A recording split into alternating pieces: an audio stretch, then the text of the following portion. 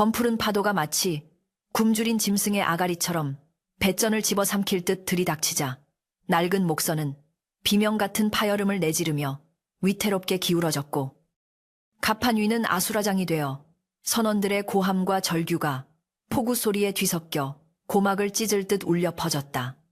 하늘은 대낮임에도 먹물이라도 엎지른 듯 캄캄했고, 번개가 칠 때마다 드러나는 바다는 그야말로 생지옥이나 다름없었으니 뱃사람들이 마의 해역이라 부르며 두려워하던 서해의 검은 소용돌이 한가운데에 배가 갇혀버린 것이었다. 이놈아, 당장 그 저주받은 상자를 바다에 던져라. 내 놈이 요물을 싣고 타는 바람에 용왕님께서 노하신 게야. 사공칠성이 핏발선 눈으로 고래고래 소리를 지르며 최무룡의 멱살을 잡고 흔들어댔지만, 무룡은 물에 빠진 생쥐꼴을 하고서도 품에 안은 오동나무 상자만은 결코 놓지 않은 채 광기 어린 눈빛으로 그를 쏘아보았다. 빗물이 얼굴을 타고 흘러내려 눈을 뜨기조차 힘겨운 상황이었지만, 무룡의 두 팔은 마치 쇠사슬이라도 된 듯 상자를 점아매고 있었고, 그의 입술은 파랗게 질려 덜덜 떨리면서도 단호한 목소리를 토해냈다. 안 돼요. 내 목을 베어 바다에 던질지언정. 이 상자만은 절대 내놓을 수 없소. 이것은 내 목숨이자 우리 모두가 살 길이란 말이오. 칠성은 무룡의 기이한 고집에 기가 차다는 듯 헛웃음을 흘리며 곁에 있던 몽둥이를 집어들었고, 다른 선원들도 당장이라도 무룡을 덮쳐 상자를 빼앗을 기세로 흉흉한 살기를 띠며 다가왔다. 그 순간 무룡이 목숨보다 귀하게 여기며 끌어안고 있던 오동나무 상자 안에서 스스스 하는 소름 끼치는 소리가 들려오기 시작하더니, 거친 파도 소리마저 압도할 만큼 기이하고 서늘한 기운이 상자 틈새로 새어나와 빗줄기를 타고 갑판 위로 퍼져나갔다. 그것은 분명 짐승의 소리였으나 일반적인 짐승의 것이 아니었고, 마치 천년 묵은 고목이 뒤틀리는 듯한, 혹은 깊은 동굴 속에서 울려 퍼지는 바람소리 같은 기묘한 공명음이었다. 선원들은 본능적인 공포에 질려 주춤거리며 뒤로 물러섰고, 칠성마저 쥐고 있던 몽둥이를 떨어뜨릴 뻔하며 겁에 질린 표정으로 무룡과 상자를 번갈아 보았다. 무룡은 쿵쾅거리는 심장을 진정시키며 상자를 더욱 세게 끌어안았는데, 사실 그 역시 이 상황이 두렵기는 마찬가지였으나 지금 이 순간 그를 지탱하는 것은 죽음에 대한 공포보다 더 깊고 어두운 절망의 기억. 바로 불과 사흘 전 그가 겪었던 지옥 같은 시간들이었다. 시간을 거슬러 올라가 사흘 전, 한양의 저잣거리는 여느 때와 다름없이 시끌벅적했으나 최무룡에게는 그 모든 소음이 자신을 조롱하는 비웃음처럼 들려왔다. 그는 조선 팔도에서 제일 가는 거상을 꿈꾸며 부모가 물려준 전답과 집까지 팔아치우고 인삼무역에 뛰어들었으나, 믿었던 동업자의 배신으로 전 재산을 사기당하고 땡전 한 푼 없는 알거지가 되어 거리로 나앉게 된 처지였다. 빚쟁이들은 늑대떼처럼 몰려와 그의 옷가지마저 벗겨가며 욕설을 퍼부었고, 평소 형님 동생하며 지내던 지인들은 그가 구걸이라도 할까봐 대문조차 열어주지 않고 매몰차게 등을 돌렸다. 에이그, 아이씨, 젊은 놈이 욕심만 앞세우더니 꼴 좋다. 이제 어찌 살고 지나가던 행인들이 혀를 차며 던지는 동정 섞인 말 한마디가 비수처럼 가슴에 꽂혔고, 무룡은 치밀어 오르는 분노와 수치심을 견딜 수 없어 차라리 이대로 세상에서 사라져버리는 게 낫겠다는 극단적인 생각에 사로잡혔다.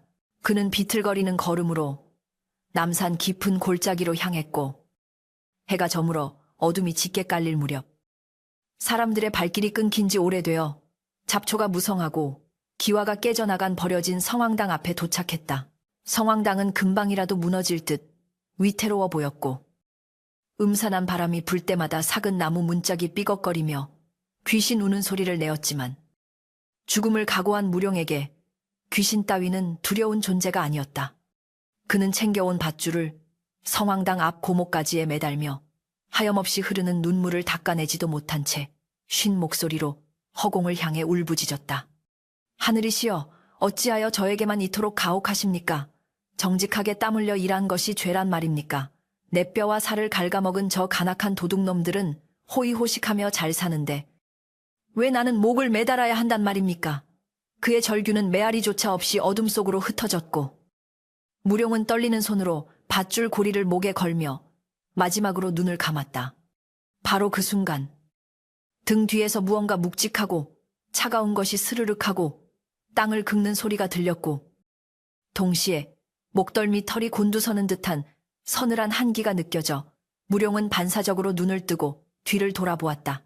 그곳에는 실로 믿기 힘든 광경이 펼쳐져 있었는데 무너진 성황당 마루 밑에서 어른 허벅지보다 굵은 거대한 백사, 밧셔 한 마리가 천천히 기어나와 그를 뚫어지게 응시하고 있었다. 백사의 비늘은 칠흑 같은 어둠 속에서도 스스로 빛을 내는 듯 은은한 진주 빛깔로 반짝였고 두 눈은 마치 잘 세공된 호박 보석처럼 영롱하게 빛나고 있어 보는 이로 하여금 공포보다는 경외심을 불러일으키는 기이한 자태였다. 뱀은 멜리를 틀고 앉아 혀를 날름거리며 무룡을 관찰하듯 고개를 갸웃거렸는데 이상하게도 무룡은 그 뱀에게서 사리가 아닌 알 수 없는 슬픔과 깊은 연민을 느꼈다. 너도 갈 곳이 없어 여기 숨어 사는 게냐? 무룡이 홀린 듯 중얼거리며 손을 뻗자 뱀은 도망치기는커녕 스르르 다가와 그의 발치에 머리를 비비며 마치 위로라도 하려는 듯 차가운 몸으로 그의 다리를 감싸 안았다. 그 순간 무룡의 머릿속에 번개처럼 스치는 생각이 있었으니 옛날부터 백사는 집안의 수호신이여 재물을 불러오는 영물이라 하지 않았던가. 죽으려던 찰나에 이런 미물을 만난 것은 하늘이 준 마지막 기회가 아닐까 하는 신랄 같은 희망이었다. 무룡은 목에 걸었던 밧줄을 풀어 던지고는 무릎을 꿇고 백사를 향해 큰 절을 올리며 마치 사람에게 하듯 간절한 어조로 말을 건넸다. 백사님, 만약 하늘이 저를 버리지 않아 당신을 제게 보내주신 것이라면 부디 저를 도와주십시오. 제가 다시 일어서서 천하를 호령하는 거상이 된다면 내 평생 당신을 신주단지 모시듯 극진히 모시고 당신을 위한 화려한 사당을 지어 대대손손 그 은혜를 갚겠나이다. 그의 말이 끝나자마자 거짓말처럼 밤하늘에 구름이 걷히며 보름달이 환하게 비추었고 백사는 긍정의 뜻을 표하듯 고개를 3번 끄덕이고는 무룡이 가져온 보찜 속으로 스스로 몸을 구겨 넣고 들어갔다. 무룡은 가슴이 터질 듯한 벅차오름을 느끼며 보찜을 품에 안고 산을 내려왔고 남은 옷가지와 폐물을 모두 팔아 마련한 푼돈으로 가장 싼 배표를 구하기 위해 마포 나루터로 달려갔다. 하지만 뱃사람들 사이에는 배에 뱀을 태우면 부정을 타서 배가 뒤집힌다는 철칙 같은 금기가 있었기에 그는 보찜 속에 든 것이 뱀이라는 사실을 철저히 숨겨야만 했다. 나루터의 늙은 선주박 영감은 무룡의 행색이 초라하고 눈빛이 풋한 것을 보고 처음에는 승선을 거부하려 했으나 무룡이 바짓가랑이를 붙잡고 내 목숨을 담보로 걸겠소. 청나라에 가서 물건만 떼어오면 뱃돈의 10배를 쳐주리다라고 호언장담하자 마지못해 고개를 끄덕였다. 그러나 문제는 배에 오르려는 순간 터지고 말았으니 보찜 속에 백사가 답답했는지 꿈틀거리는 바람에 짐꾼 하나가 어이쿠 이게 뭐야? 짐이 살아서 움직이네 라고 소리친 것이 화근이었다. 선원들이 우르르 몰려와 보찜을 풀어 헤치려 하자 무룡은 사생결단으로 그들을 막아서며 이건 내 조상님의 유골함이요 건드리면 천벌을 받을 것이요 라고 거짓말을 둘러댔고 급히 구한 오동나무 상자에 백사를 옮겨 담고 못질까지 해버렸다. 그렇게 우여곡절 끝에 배는 출항했지만 뱃사람들의 의심 어린 눈초리는 항해 내내 무룡을 따라다녔고 결국 바다 한가운데서 폭풍을 만나자 그동안 참았던 불만과 공포가 폭발하여 지금의 사태에 이르게 된 것이었다. 다시 현재로 돌아와 배는 거대한 파도에 맞아 금방이라도 두 동강이 날 것처럼 삐걱거렸고 칠성은 더 이상 참지 못하겠다는 듯 몽둥이를 치켜들고 무룡을 향해 달려들었다. 비켜라. 내 손으로 그 요물을 처단하고 용왕님께 빌어야 산다. 칠성의 몽둥이가 무룡의 머리 위로 떨어지려는 절체절명의 순간 갑자기 배 밑바닥에서 쿠궁하는 둔탁한 충격음이 들리더니 배가 크게 요동쳤고 중심을 잃은 칠성은 갑한 바닥으로 나뒹굴었다.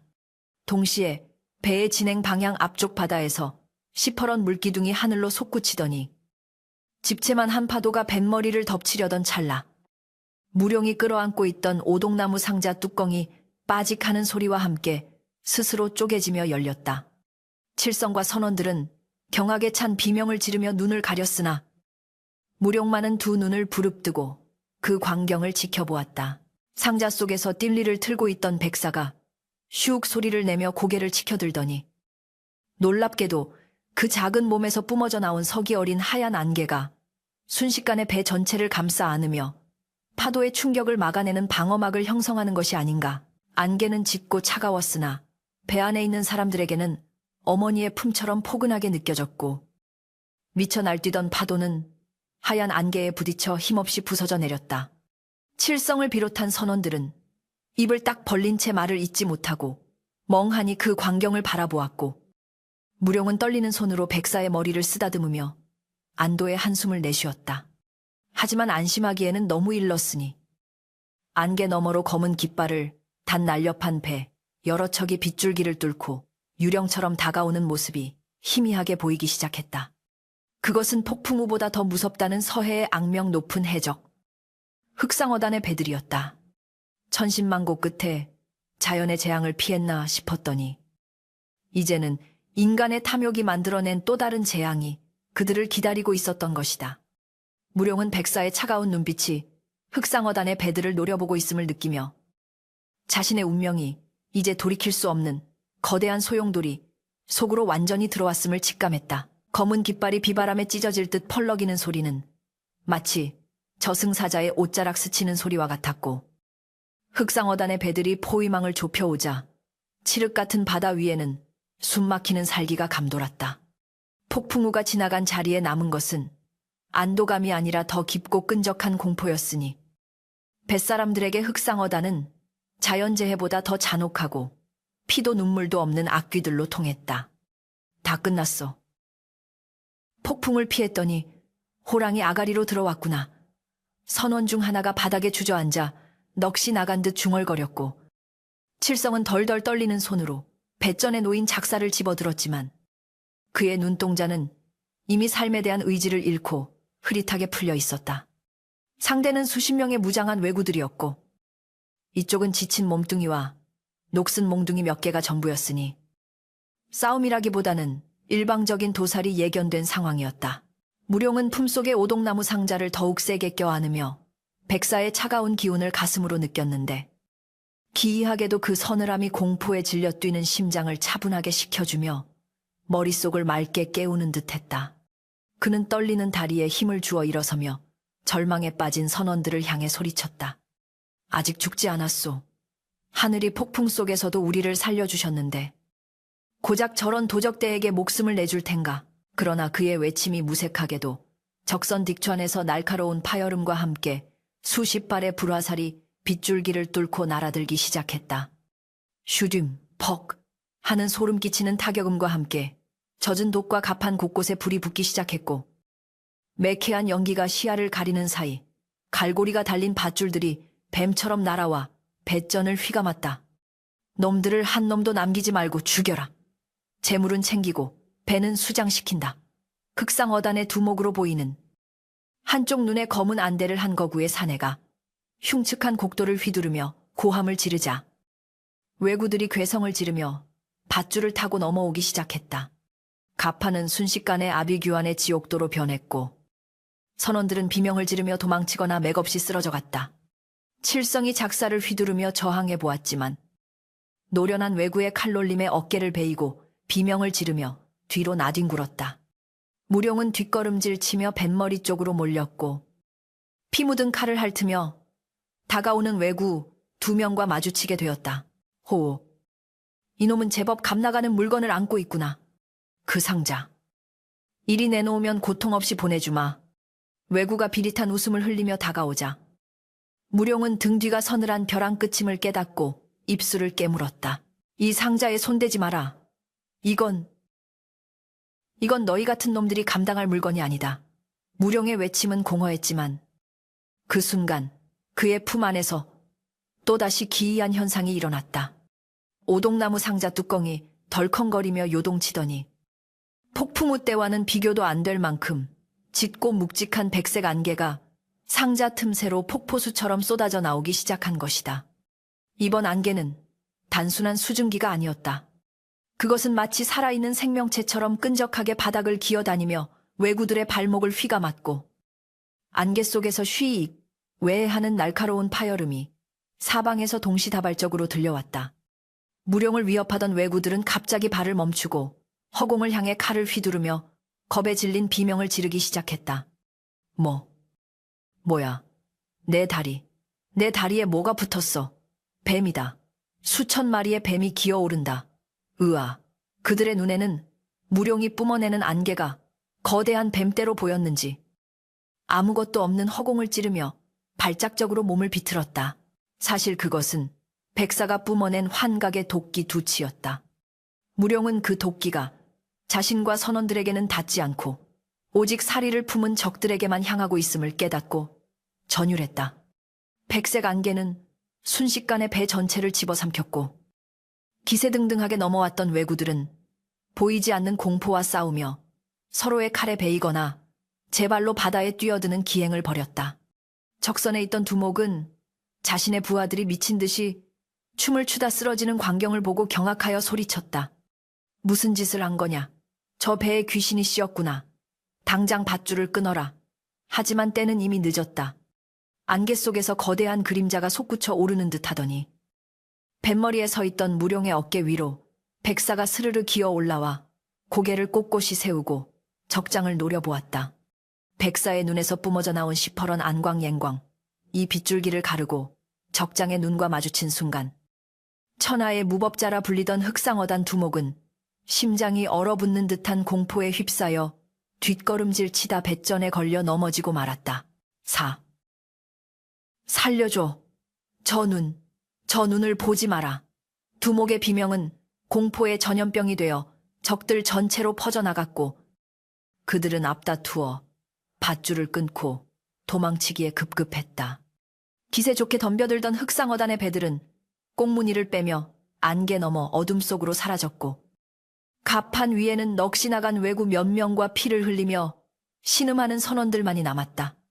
안개가 서서히 걷히자 달빛이 비치는 갑판 위에는 기묘한 정적이 감돌았다.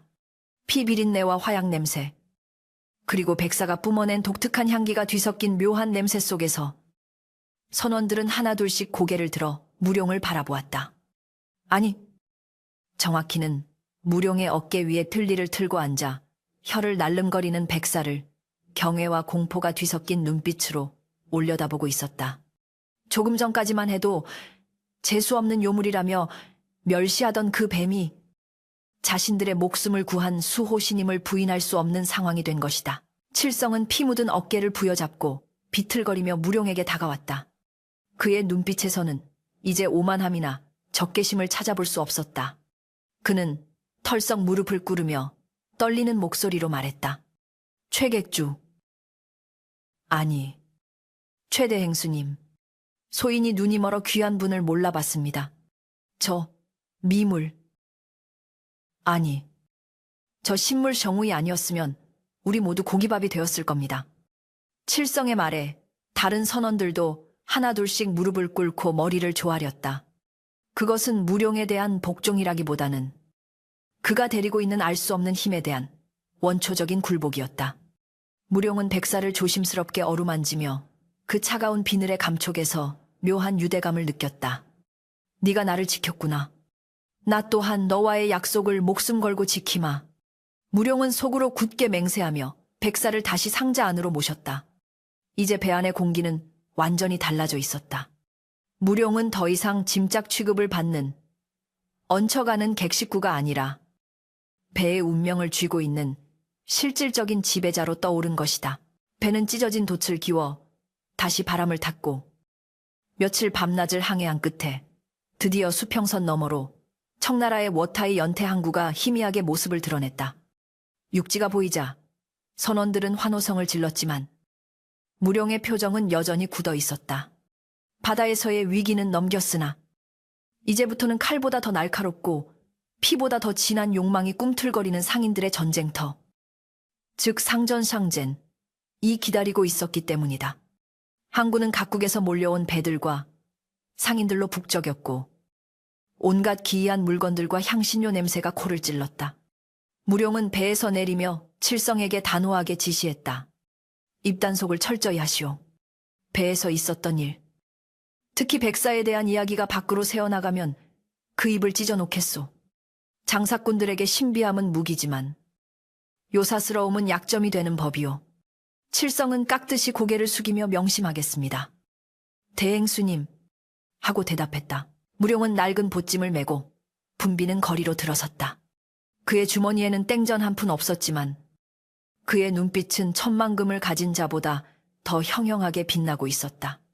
그는 곧장 조선 상인들이 모여 있다는 객주 거리를 향해 걸음을 옮겼다. 그곳에는 조선 상권을 쥐락펴락하는 거대 상단, 송상 개성상인 의지부가 자리 잡고 있었는데 무룡이 이번 항해의 목표로 삼은 것은 바로 송상이 독점하고 있는 인삼 유통망의 틈새를 파고드는 것이었다. 하지만 송상은 이미 촘촘한 정보망을 통해 무룡이 빈털터리로 건너왔다는 사실을 뻔히 알고 있을 터였다. 호랑이를 잡으려면 호랑이 굴로 들어가야지. 무룡은 스스로를 다독이며 웅장한 송상객주의 대문 앞에 섰다. 그때 보찜 속의 상자에서 톡, 톡 하고 벽을 치는 소리가 들렸다. 백사가 무언가 신호를 보내고 있는 것이었다. 그것은 경고일까? 아니면 기회에 대한 암시일까? 무룡은 숨을 크게 들이쉬고 대문을 활짝 열어젖혔다. 그곳에는 화려한 비단 옷을 입고 거만한 표정으로 앉아있는 송상의 도방, 책임자 박주명과 그 옆에서 교활한 눈웃음을 짓고 있는 낯익은 얼굴이 보였으니 바로 무룡을 사기쳐 알거지로 만들었던 그 배신자 동업자였다. 운명의 장난처럼 원수들은 가장 화려한 곳에서 그를 기다리고 있었다. 네, 이놈 여기가 감히 어디라고 발을 들이느냐. 죽지 않고 살아 돌아온 것도 기적일진데 제 발로 호랑이 아가리에 머리를 들이밀다니. 정령 명주를 재촉하고 싶어 환장을 했구나. 조만석에 찢어지는 듯한 고성이 객주 안을 쩌렁쩌렁 울렸고 그의 곁에 선 하인들이 몽둥이를 치켜들며 무룡을 애워쌌다. 한때 무룡과 형, 아우하며 술잔을 기울이던 그 입술이 이제는 독사보다 더 치명적인 독설을 뿜어내고 있었으니 인간의 탈을 쓴 짐승이 따로 없었다. 그러나 무룡은 눈 하나 깜짝하지 않고 오히려 입가에 서늘한 미소를 머금은 채 그를 쏘아보았다. 그의 등 뒤에는 보찜 속에 든 오동나무 상자가 묵직하게 자리를 지키고 있었고 그 안에서 전해지는 백사의 미세한 진동이 무룡의 척추를 타고 올라와 머릿속을 차갑게 식혀주고 있었기 때문이었다. 짖는 개는 물지 못한다더니 만석 형님, 여전히 목청 하나는 좋으십니다. 내 오늘 구걸하러 온 것이 아니라 밀린 셈을 치르러 왔소이다. 무룡의 당당한 태도에 오히려 기세가 눌린 만석이 주춤거릴 때 안쪽 상석에서 부채를 접으며 천천히 걸어 나오는 인물이 있었으니 바로 조선 상권을 쥐락펴락하는 송상의 대행수 박주명이었다. 박주명은 기름진 얼굴에 교활한 눈빛을 숨기지 않고 드러내며 마치 벌레를 보듯 무룡을 위아래로 훑어보았다. 호, 최객주라 했나 빈털터리가 되어 야반도 주한 줄 알았더니 제법 눈빛이 살아있구나. 그래, 셈을 치르러 왔다. 자네 수중에 엽전 한 뼘이라도 남아있단 말이더냐. 박주명의 비웃음 섞인 물음에 객주 안에 있던 다른 상인들이 와하하 웃음을 터뜨렸다. 무룡은 품속에서 꼬깃꼬깃한 어음 한 장을 꺼내지 않고 대신 보찜을 조심스럽게 내려놓으며 말했다. 돈 대신 내 눈과 귀, 그리고 이 목숨을 걸겠소. 대행수께서 이번에 청나라 황실에 납품할 최상급 홍삼을 구한다고 들었소만 내 듣자 하니 물건을 구하지 못해 애를 먹고 있다지요. 박주명의 눈썹이 꿈틀했다. 그것은 송상 내부에서도 극비에 붙여진 사안이었기 때문이다. 무룡은 백사가 상자 안에서 탁, 탁 하고 벽을 두드리는 소리를 신호 삼아 말을 이었다. 내 비록 가진 돈은 없으나 물건을 보는 안목만큼은 잃지 않았소. 기회를 주시오. 내가 쓸만한 물건을 찾아낸다면 내게 투자해 주시고 만약 실패한다면 이 자리에서 내 두 눈을 뽑아 술안주로 삼으셔도 좋소. 박주명은 잠시 침묵하더니 흥미롭다는 듯 입꼬리를 말아 올렸다. 재미있군. 잃을 것 없는 놈의 객기라. 좋다. 마침 저기 산동성에서 온 거상이 가져온 물건들이 있다.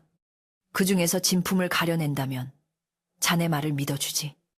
박주명의 손짓에 하인들이 거대한 괴짝 3개를 가져와 마당 한가운데 늘어놓았다.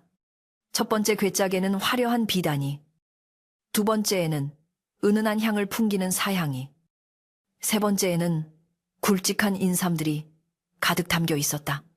모두가 겉보기에는 흠잡을 데 없는 최상품들이었다. 만석이 깐죽거리며 끼어들었다.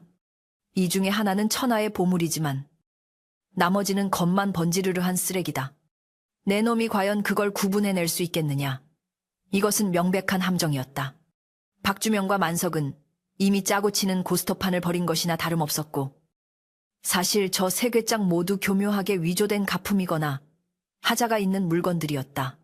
그들은 무룡이 무엇을 선택하든 트집을 잡아 노예로 부려먹거나 죽일 심산이었다.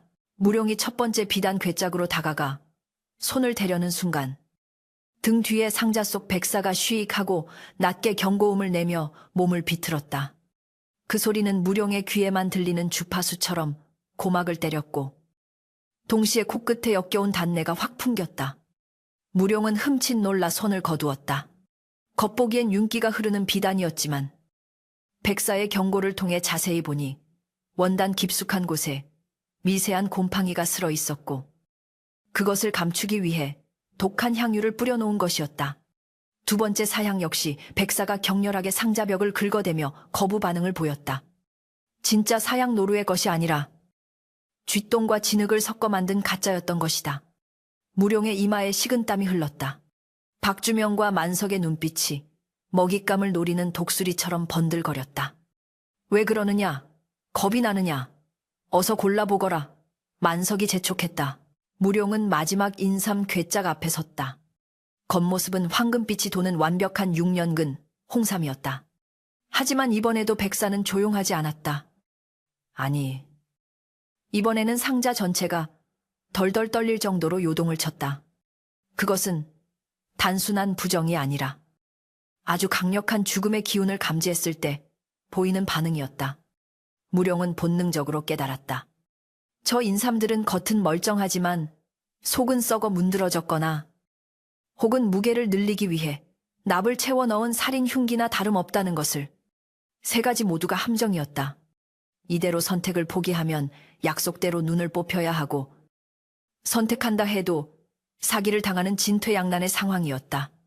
그때 백사가 갑자기 괴짝들이 아닌 마당 구석에 아무렇게나 처박혀 있는 냄새나는 짐더미 쪽으로 머리를 돌리려는 듯 보찜이 그 방향으로 쏠렸다.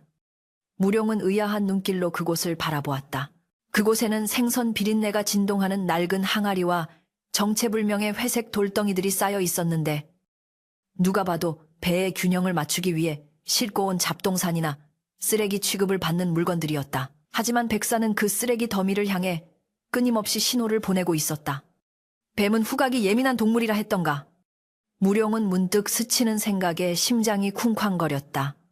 그는 과감하게 몸을 돌려 박주명이 내놓은 3개의 괴짝을 발로 걷어찼다. 이런 쓰레기들은 개나 주시오. 송상의 대행수라는 분이 손님을 시험한답시고 고작 곰팡이 핀 비단과 똥 섞인 사양, 납덩어리 인삼을 내놓다니. 부끄럽지도 않으시오. 무룡의 일갈에 박주명의 얼굴이 불그락푸르락해졌고 만석은 길길이 날뛰었다. 이 미친놈이 죽고 싶어 환장을 했구나. 하인들이 달려들려 하자 무룡은 손을 들어 제지하며 구석에 있는 회색 돌덩이 하나를 집어들었다.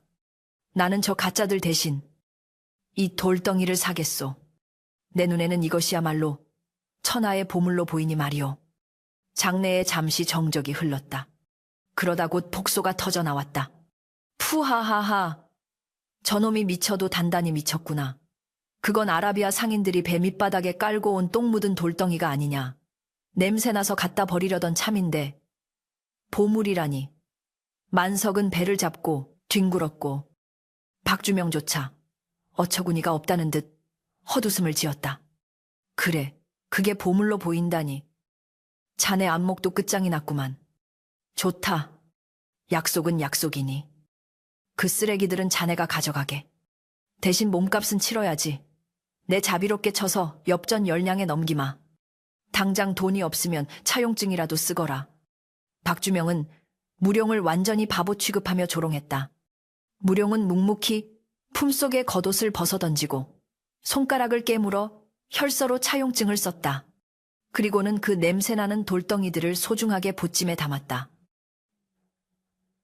사람들의 조롱과 멸시를 뒤로 한 채 객주문을 나서려는데 박주명이 뒤통수에 대고 소리쳤다. 잘 가거라.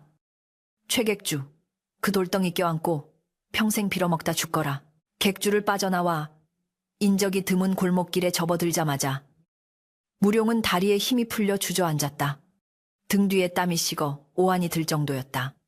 그는 떨리는 손으로 보찜 속의 상자를 열었다. 백사는 얌전히 분리를 틀고 있었지만 그 눈빛만은 보찜 속의 회색 돌덩이를 향해 반짝이고 있었다. 무룡은 돌덩이 하나를 꺼내 코에 갖다 대보았다. 여전히 역겨운 냄새가 났지만 백사가 반응한 데에는 분명 이유가 있을 것이라 믿었다. 그는 품속에서 작은 단돌을 꺼내 돌덩이의 표면을 조심스럽게 긁어내고 부싯돌로 불을 붙여 살짝 그을려 보았다. 그러자 기적이 일어났다. 타닥타닥 타들어가던 돌덩이 표면에서 역겨운 냄새가 사라지고 대신 머리가 맑아질 정도로 그윽하고 신비로운 향기가 피어오르기 시작한 것이다. 그것은 단순한 향기가 아니었다. 맞는 순간 온몸의 피로가 씻겨 내려가고 정신이 황홀경에 빠질 듯한 천상의 향기였다. 이것은 무룡의 손이 부들부들 떨렸다. 그는 상인들 사이에서 전설로만 내려오던 물건을 떠올렸다. 고래가 삼켰다가 토해낸다는 바다의 심장. 황금보다 귀하고 다이아몬드보다 값지다는 전설의 향료. 바로 용연향, 롱센샹이었다. 겉모습이 돌처럼 투박하고 처음엔 악취가 심해 무지한 자들은 거들떠보지도 않고 버린다는 그 보물을 백사의 영험한 후각이 찾아낸 것이었다. 무룡은 보찜 속에 든 돌덩이들의 무게를 가늠해 보았다. 좋기 쉰 그는 되어 보였다. 이것을 제대로 가공하여 황실이나 서역 상인들에게 판다면 엽전 10량이 아니라 조선 팔도의 땅을 절반은 사고도 남을 천문학적인 금액이 될 것이었다. 하하. 하하하하. 무룡은 골목 길바닥에서 소리 죽여 오열하듯 웃었다. 눈물이 볼을 타고 흘러내렸다. 송상놈들은 자신들의 눈앞에 있던 보물을 알아보지 못하고 제 발로 걷어차버린 셈이었다. 하지만 기쁨도 잠시. 무룡의 눈빛이 다시 매섭게 변했다. 이 엄청난 보물을 들고 있다는 사실이 알려지면 송상은 물론이고 청나라의 마적대들까지 달려들어 자신을 찢어 밝힐 것이다. 이제부터는 단순한 장사가 아니었다. 목숨을 건 탈출이자 전쟁이었다. 그는 보찜을 다시 단단히 동여매고 백사가 든 상자를 어루만지며 속삭였다. 고맙다. 정말 고맙다. 네가 나를 살렸고 나를 다시 일으켜 세웠구나. 이제 우리 살아서 돌아가자. 가서 저 오만한 놈들의 콧대를 꺾어주고 세상의 주인이 되어보자. 무룡은 용연향을 보찜 깊숙이 숨기고 겉에는 낡은 옷가지로 위장한 채 서둘러 항구 뒷골목의 어둠 속으로 사라졌다. 그러나 그가 모르는 것이 있었으니 송상 객주의 2층 난간에서 조만석이 의심스런 눈초리로 무룡의 뒷모습을 지켜보고 있었다는 사실이었다. 저놈이 똥 묻은 돌덩이를 껴안고 저리 좋아할 리가 없는데 혹시 우리가 모르는 무언가가 있는 건가? 만석의 눈에 탐욕스러운 의심의 불꽃이 점화되었다. 그는 은밀하게 수하들을 불러 손짓했다. 저놈 뒤를 밟아라. 배에 오르기 전에 놈의 보찜을 다시 확인해야겠다. 만약 허튼 수작을 부린 것이라면 이번엔 정말로 바다에 수장시켜버려라. 멈춰라. 명을 거역하면 즉시 격침시키겠다. 고막을 찢을 듯한 포성이 바다를 뒤흔들었고 물기둥이 뱃머리 바로 옆에서 치솟아 올라 갑판 위로 짠내 나는 바닷물을 폭포수처럼 쏟아부었다. 무룡이 휘청거리는 몸을 지탱하며 매캐한 화약 연기 사이로 시선을 돌리니 조선 수군의 깃발을 내걸었으나 실상은 사욕의 눈먼 탐관오리들이 이끄는 관선 관船세척이 포위망을 좁혀오고 있었다. 귀국을 코앞에 둔 서해 앞바다. 그야말로 고향의 문턱에서 맞닥뜨린 절망적인 상황이었다. 으하하하. 최무룡. 내 놈이 쥐새끼처럼 빠져나가려 애썼으나 내 손바닥 아니니라. 관선의 높은 망루 위에서 조만석이 비열한 웃음을 터뜨리며 손가락질을 해댔고 그 옆에는 뱃살이 뒤룩뒤룩 찐 수군, 만호가 뒷짐을 지고 거만한 표정으로 내려다보고 있었다. 조만석은 기어이 빠른 파발말을 띄워 뇌물로 매수한 관군을 동원해 길목을 지키고 있었던 것이다. 칠성과 선원들은 사색이 되어 벌벌 떨었고 무룡의 가슴 속에서도 뜨거운 분노와 차가운 공포가 뒤엉켜 소용돌이쳤다. 네, 이놈 최무룡 나라에서 금지한 밀수품을 들여온다는 첩보를 입수했다. 당장 그 보찜을 내놓고 포박을 받아라. 만호가 쩌렁쩌렁한 목소리로 호통을 치자 관군들이 활시위를 당기며 무룡의 배를 겨냥했다. 그들이 원하는 것은 밀수품 단속 따위가 아니었다. 보찜 속에 든 천하의 보물, 용연향을 가로채고 자신들의 입을 막기 위해 배를 수장시키려는 속셈이 뻔했다. 무룡은 보찜을 가슴에 품고 뱃머리에 우뚝 서서 외쳤다. 하늘이 두렵지 않으냐. 백성을 지켜야 할 군사들이 도적대와 결탁하여 죄 없는 상인을 겁박하다니 내 짐 속에는 땀 흘려 번 물건뿐. 부정한 것은 하나도 없다. 무룡의 외침은 파도 소리에 묻혔고 만호는 코웃음을 치며 손을 들어 올렸다. 저놈이 죽고 싶어 환장을 했구나. 발사 준비 수십 개의 화살촉이 섬뜩한 빛을 발하며 무룡의 심장을 노리는 순간 갑자기 맑았던 하늘이 순식간에 핏빛으로 물들기 시작했다. 그것은 예사로운 날씨 변화가 아니었다. 마치 보이지 않는 거대한 손이 하늘의 장막을 찢어 발기는 듯 검붉은 먹구름이 소용돌이치며 몰려와 대낮을 밤처럼 어둡게 만들었다. 바람은 비명소리를 내며 방향을 잃고 미친 듯이 불어닥쳤고 잔잔하던 바다는 순식간에 끓어오르는 가마솥처럼 경랑을 일으켰다. 이게 무슨 병고냐? 만호와 조만석이 당황하여 하늘을 올려다보는 사이 무룡이 품고 있던 보찜 속의 오동나무 상자가 미친 듯이 진동하며 엄청난 열기를 뿜어내기 시작했다.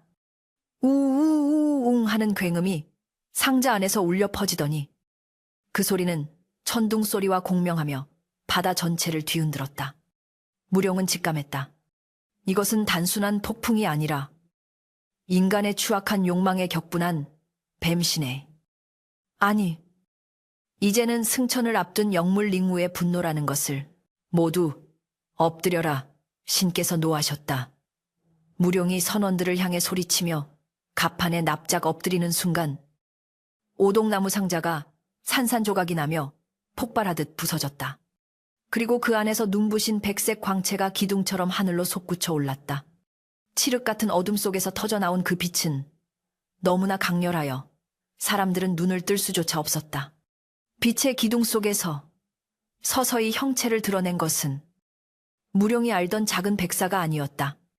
그것은 몸 길이가 수십 장장에 달하고 비늘 하나하나가 옥쟁반처럼 거대하며 머리에는 갓 돋아난 뿔이 영롱하게 빛나는 거대한 이무기의 형상이었다. 백사는 하늘을 향해 포효했다. 그 소리는 짐승의 울음소리가 아니라 대기를 찢고 영혼을 울리는 뇌성병력과 같았다. 히익저. 저게 뭐야? 용이다. 용이 나타났다. 관선의 병사들은 무기를 내던지고 공포에 질려 비명을 질렀다. 조만석은 다리에 힘이 풀려 주저앉았고 오줌을 지리며 뒷걸음질치다 난간에 머리를 찢었다. 만호 역시 사시나무 떨듯 떨며 사격하라. 저 괴물을 쏘아라. 라고 쉰 목소리로 명령했지만 감히 활을 쏘는 자는 아무도 없었다. 거대해진 백사는 공중에서 톨리를 틀며 시퍼런 안광으로 관선들을 내려다보았다. 그 눈빛에는 자비란 없었다. 백사가 거대한 꼬리를 들어올려 바다를 내리치자 마치 모세가 바다를 가르듯 거대한 해일이 솟구쳐 올랐다. 그 파도는 자연적으로 발생한 것이 아니라 백사의 의지대로 움직이는 물의 칼날이었다. 으아악 살려줘. 집채만한 파도가 관선들을 덮쳤다. 탐욕에 눈먼 자들이 타고 있던 배들은 거대한 힘 앞에 지푸라기처럼 부서지고 뒤집혔다. 조만석과 만호의 비명은 파도 소리에 묻혀 순식간에 사라졌고 그들이 자랑하던 화포와 무기들은 깊은 바닷속으로 가라앉았다. 그러나 놀랍게도 그 엄청난 경랑 속에서도 무룡의 배는 마치 요람에 든 아기처럼 평온했다. 백사가 일으킨 물결이 무룡의 배 주변을 감싸며 보호막을 형성하고 있었기 때문이다. 무룡은 고개를 들어 공중에 떠 있는 백사를 바라보았다. 백사는 슬픈 듯 그러면서도 자랑스러운 눈빛으로 무룡을 응시하고 있었다. 무룡은 깨달았다. 이것이 백사가 보여주는 마지막 기적이며 녀석이 뱀의 허물을 벗고 용으로 승천하기 위해 모아두었던 영력을 자신을 위해 아낌없이 쓰고 있다는 것을. 백사님, 어찌하여 저 같은 놈을 위해 이토록. 무룡의 눈에서 뜨거운 눈물이 빗물과 섞여 흘러내렸다. 백사는 대답 대신 고개를 한번 끄덕이더니 남은 힘을 짜내어 폭풍우를 잠재우기 시작했다. 거세던 바람이 잦아들고 먹구름이 걷히며 서쪽 하늘에서 성스러운 서광이 비치기 시작했다. 백사의 몸은 점점 투명해지며 빛의 입자가 되어 하늘로 흩어지고 있었다. 그것은 소멸이 아니라 더 높은 차원으로의 승화였다. 가시는 겁니까? 부디 평안하소서. 무룡이 목이 터져라 외치며 큰 절을 올리자 선원들도 모두 바닥에 머리를 뚫으며 통곡했다. 하늘로 올라가는 빛의 꼬리가 무지개처럼 긴 여운을 남기며 사라질 때까지 무룡은 고개를 들지 못했다. 폭풍이 완전히 걷히고 바다는 거짓말처럼 고요해졌다. 조만석과 탐관오리들의 배는 흔적도 없이 사라졌고 바다 위에는 부서진 나무 조각 몇 개만이 둥둥 떠다니며 그들의 비참한 최후를 증명할 뿐이었다. 칠성이 떨리는 목소리로 정적을 깼다. 대행수님, 우리가 살았습니다. 그리고 저 흉악한 놈들이 모두 천벌을 받았습니다. 선원들은 서로를 얼싸안으며 기쁨의 눈물을 흘렸다. 하지만 무룡은 텅 빈 오동나무 상자를 어루만지며 씁쓸한 미소를 지을 뿐이었다. 그는 보찜을 열어 그윽한 향기를 내뿜는 용연향을 바라보았다. 이 보물은 단순한 돈덩어리가 아니라 백사가 자신의 승천을 늦추면서까지 지켜준 목숨값이나 다름없었다. 돛을 올려라. 한양으로 간다. 무룡의 목소리에는 이제 이전과는 다른 위엄과 무게가 실려 있었다. 그는 더 이상 일확천금을 노리는 장사치가 아니었다. 신의 가호를 입고 악을 물리치고 생사의 경계를 넘어온 거상쥐상의 풍모가 그에게서 뿜어져 나오고 있었다. 배는 순풍을 타고 미끄러지듯 마포나루를 향해 나아갔다. 며칠 후 무룡의 배가 나루터에 닿았을 때 사람들은 놀라움을 금치 못했다. 죽은 줄 알았던, 아니, 빚쟁이에 쫓겨 야반도주했던 최무룡이 청나라 황제도 구하기 힘들다는 전설의 향료를 가득 싣고 그것도 관군을 괴멸시킨 영웅담을 뒤로 한 채 금이 환향했기 때문이다. 소문은 발없는 말이 되어 천리를 갔다. 송상 박주명은 조만석이 실종되고 관선이 침몰했다는 소식에 충격을 받아 몸져 누웠고 헐값에 넘겼던 돌덩이가 용연향이었다는 사실을 알고는 피를 토하며 쓰러졌다는 소문이 돌았다. 무룡이 가져온 용연향은 조선 팔도는 물론 일본과 청나라 상인들까지 서로 사겠다고 아우성을 치며 값이 천정부지로 치솟았다. 무룡은 그 자리에서 막대한 불을 거머쥐게 되었으나 그의 표정은 담담했다. 그는 엽전 꾸러미를 챙겨들고 가장 먼저 향한 곳은 기생집도 고래등 같은 기와집도 아니었다. 그는 건축장인들을 불러 모아 남산 깊은 골짜기, 자신이 처음 목을 매려 했던 그 허름한 성황당 터로 향했다. 이곳에 조선에서 가장 아름답고 웅장한 사당을 지을 것이다. 기둥은 금강송으로 세우고 기와는 청자로 구워 올리며 벽에는 자개로 백사의 승천을 수놓아라. 돈은 얼마가 들어도 좋다. 무룡의 지시에 장인들은 입을 다물지 못했다. 그것은 왕실의 능침을 짓는 것보다 더 호화로운 공사였다. 사람들은 무룡이 돈을 벌더니 미신에 빠졌다고 수군거렸지만 무룡은 아랑곳하지 않았다. 그는 알고 있었다. 자신이 쌓아올린 금자탑의 기단은 자신의 능력이 아니라 이름 없는 미물의 숭고한 희생과 신의 위에 세워졌음을. 그는 사당의 이름을 백룡사 발욘츠라 짓고 매일 아침 그곳에 올라 향을 피우며 다짐했다. 이 재물을 허투루 쓰지 않겠노라고. 백사가 보여준 그 기적 같은 자비를 세상에 되돌려 주겠노라고. 그렇게 최무룡은 단순한 부자가 아닌 조선 상업의 새로운 역사를 쓰는 전설의 시작점에 서게 되었다. 세월은 유수와 같다 하더니 강산이 3번이나 바뀌는 긴 시간이 흘렀음에도 한양의 운종과 운총제는 여전히 사람들로 북적거렸으나 그 풍경은 예전과는 사뭇 달라져 있었다. 과거 돈 있는 자들이 횡포를 부리고 가난한 상인들이 눈물을 흘리던 삭막한 거리는 온데간데 없고 이제는 신의와 상생의 기운이 넘쳐 흐르는 활기찬 장터로 변모해 있었다. 그 변화의 중심에는 단연 최상단이라 불리는 거대 상단이 자리 잡고 있었으니 바로 그 옛날 파도를 가르고 용을 승천시켰다는 전설의 주인공 최무룡이 이끄는 상단이었다. 그의 이름은 이제 단순한 거상의 명칭을 넘어 조선 팔도 보부상들에게는 살아있는 신화이자 숭배의 대상이 되어 있었다. 무룡의 가게 앞에는 매일 아침 쌀을 얻으려는 빈민들의 줄이 길게 늘어섰으나 그 누구도 빈손으로 돌아가는 법이 없었다. 흉년이 들면 곡간을 열어 곡식을 풀고 다리 없는 곳에는 다리를 놓고 병든 자들을 위해 약재를 내어주는 그의 선행은 임금의 귀에까지 들어가 이상이라는 친필 편에까지 하사받기에 이르렀다. 반면 한때 무룡을 죽음으로 몰아넣으려 했던 송상의 말로는 비참하기 그지없었다.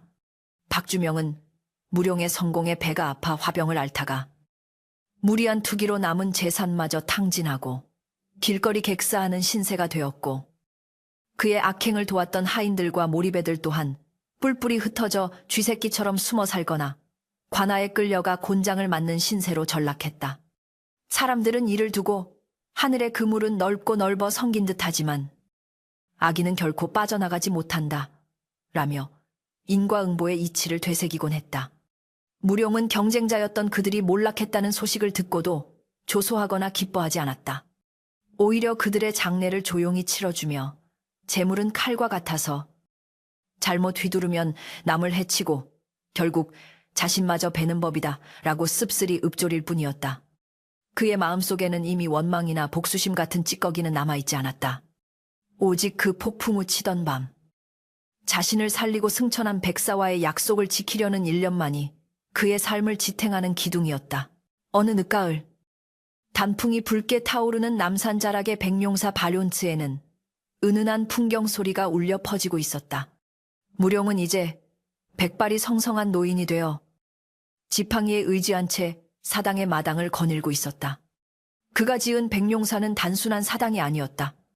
상인들이 큰 거래를 앞두고 찾아와 정직과 신용을 맹세하는 성소이자 억울한 일을 당한 사람들이 찾아와 마음의 위안을 얻는 안식처였다. 사당의 내벽에는 무룡이 당대 최고의 화공을 불러그리게 한 백사승천도 발셔 숑텐토가 생생하게 그려져 있었는데 그림 속의 용은 금방이라도 벽을 뚫고 나올 듯 위험 있는 모습으로 아래를 굽어보고 있었다. 무룡은 떨리는 손으로 향을 피우고 그림 속의 용과 눈을 맞추었다. 백사님, 보시오. 당신이 주신 목숨과 재물 헛되이 쓰지 않았소. 내 약속대로 조선의 상인들이 서로를 속이지 않고 믿음으로 거래하는 세상을 조금이나마 만들었습니다. 향 연기가 피어오르며 그림 속 용의 얼굴을 감싸자 마치 용이 미소를 짓는 듯한 착각이 일었다. 할아버님, 여기 계셨습니까 그때? 사당 입구에서 맑은 목소리가 들려왔다. 무룡의 손자이자 차기 상단을 이끌어갈 제목으로 키우고 있는 청년 진우였다. 진우는 무룡의 곁으로 다가와 부축하며 물었다. 날이 차갑습니다. 그만 내려가시지요. 그리고 오늘따라 유독 이 그림을 오래 보고 계십니다. 혹시 또 그 전설을 생각하고 계신 겁니까? 진우의 물음에 무룡은 허허 웃으며 손자의 손을 토닥였다. 전설이라. 사람들은 내 이야기가 꾸며낸 옛날 이야기라 생각하더냐. 진우는 머뭇거리다 대답했다. 솔직히 말씀드리면 믿지 않는 자들이 더 많습니다. 뱀이 용이 되어 배를 구했다는 건 그저 할아버님께서 상단의 권위를 세우기 위해 지어낸 말이라고 수군거리는 이들도 있지요. 무룡은 고개를 끄덕이며 지팡이로 바닥을 쿵쿵 두드렸다. 그럴 테지. 보지 못한 것을 믿기는 어려운 법이다. 허나 진우야, 내 너에게 마지막으로 장사의 비결. 아니, 인생의 비결을 하나 알려주마. 무룡은 손자를 데리고 사당 마루에 걸터 앉았다. 늦가을의 서늘한 바람이 두 사람의 옷자락을 스치고 지나갔다. 사람들은 내가 용연향이라는 보물을 얻어 부자가 되었다고 생각한다. 물론 그 돈이 밑거름이 된 것은 사실이다. 허나 만약 내가 그 돈을 나 혼자 잘 먹고 잘 사는 데만 썼다면 나는 제2의 박주명이 되었을 것이다. 재물은 똥거름과 같아서 한 곳에 모아두면 악취가 나고 썩지만 밭에 골고루 뿌리면 귀한 거름이 되어 만물을 살리는 법이다. 무룡의 눈빛은 노인의 것이라고는 믿기지 않을 만큼 형형하게 빛났다. 그날 밤 백사가 내게 보여준 것은 신통력이 아니었다. 그것은 희생이었다. 미물인 뱀조차 은혜를 입으면 자신의 승천을 미루면서까지 목숨을 걸고 보답하거늘 하물며 만물의 영장이라는 사람이 신의를 저버리고 은혜를 모른 채 서야 되겠느냐. 내가 지킨 것은 돈이 아니라 바로 그 마음이었다. 고객을 속여 남기는 이유는 독이 든 성배여. 진심을 다해 사람을 얻는 것이야말로 영원히 마르지 않는 샘물이다. 네가 앞으로 상단을 이끌 때 눈앞의 이익보다 사람의 마음을 먼저 헤아리거라. 그것이 바로 백룡발룡, 이 나에게 그리고 우리 가문에 남긴 진짜 유산이다. 진우는 할아버지의 말씀 한마디 한마디를 가슴 깊이 새기며 고개를 숙였다. 명심하겠습니다. 할아버님, 사람을 남기는 장사, 신의를 지키는 상인이 되겠습니다. 무룡은 흐뭇한 미소를 지으며 하늘을 올려다보았다. 어느새 해가 뉘엿뉘엿 저물어 서쪽 하늘이 붉게 물들고 있었다. 그 붉은 노을 사이로 무룡의 눈에는 기이한 형상의 구름이 보였다. 마치 긴 꼬리를 가진 용이 황금빛 여의주를 물고 유유히 하늘을 헤엄치는 듯한 구름이었다. 무룡은 직감했다. 이제 갈 때가 되었음을. 평생을 치열하게 살았으나 마음만은 그 어느 때보다 평온했다. 그래. 이제 되었다. 참으로 긴 항해였다. 이제 첫술 내릴 때가 되었구나. 그날 밤 최무룡은 가족들이 지켜보는 가운데 편안히 눈을 감았다. 그의 표정은 잠든 아이처럼 평화로웠고 입가에는 옅은 미소가 서려 있었다. 그가 숨을 거두는 순간 백룡사 주변에는 때 아닌 뇌성병력이 한번 크게 울리더니 사당 지붕 위로 눈부신 서기뢰치가 서려 밤하늘을 대낮처럼 환하게 비추었다고 한다. 사람들은 백룡이 내려와 자신의 오랜 벗을 데리고 승천한 것이라 믿어 의심치 않았다. 무룡의 장례는 국장 궐장에 버금갈 만큼 성대하게 치러졌고 전국 각지에서 몰려든 조문객들의 행렬이 심리밖까지 이어졌다. 그가 떠난 후에도 최상단은 진우의 지휘 아래 번창을 거듭했고 조선의 상업 역사상 가장 존경받는 가문으로 오래도록 이름을 남겼다. 지금도 남산자락에 가면 낡지만 기품 있는 백룡사의 흔적을 찾아볼 수 있다고 한다. 그리고 비가 오거나 안개가 짙게 끼는 날이면 사당 근처에서 신비로운 백사의 형상이 나타나 길 잃은 사람들을 인도하거나 정직하게 살아가려는 상인들의 꿈에 나타나 큰 재물을 점지해준다는 전설이 전해져 내려온다. 사람들은 말한다. 최무룡이 남긴 것은 막대한 금은보화가 아니라 진심은 반드시 하늘에 닿는다는 믿음. 바로 그 하나였다고. 거친 파도와 같은 세상사 속에서 욕망이라는 독에 중독되지 않고 신이라는 배를 타고 건너간 진정한 거상쥐상의 이야기는 그렇게 시대를 넘어 오늘날까지 은은한 향기처럼 우리 곁에 머물고 있다.